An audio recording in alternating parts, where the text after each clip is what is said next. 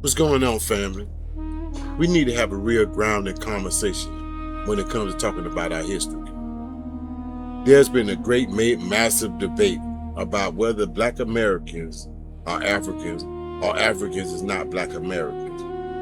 I think once you look at the big picture and realize that all this was used for a part of a systematic separation between two people. And let me show you exactly what I mean.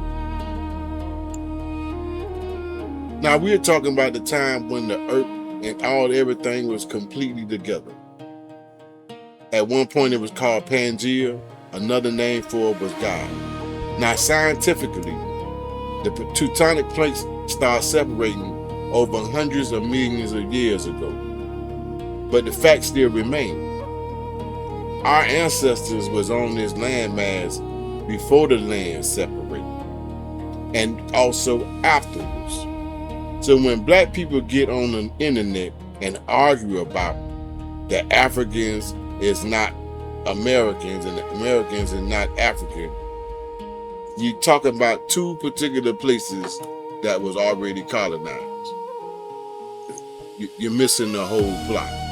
You are heavily indoctrinated because thousands of our crops are in Africa. There would be no food in Africa if not for America, because not only is plantain from America, so is cassava and cacao. There would be no okra stew or okra soup without America. There also wouldn't be wache or anything else you make with beans in Africa, not just Ghana, without America, because there are close to 800 varieties of beans from America that's in Africa right now. So if Africa is the motherland, explain to me why all their food comes from America. So I want you to think about this. Centuries of colonization, global land thefts, and systematic lies, deceit, and forced name changes rearranged the entire globe. The colonizers, who literally drew the lines of the earth to divide us, renamed our lands, and make us forget who we are. So why are we spending all our energy trying to piece together a broken puzzle on how they divided us? Why are we arguing over who invented a specific seed or who crossed the ocean first, when at one foundational point in history, the oceans didn't even exist between us? Make it make sense. So this is what I'm here to tell you today about actual power of unity. Family, we don't need to fight over crumbs of a divided map.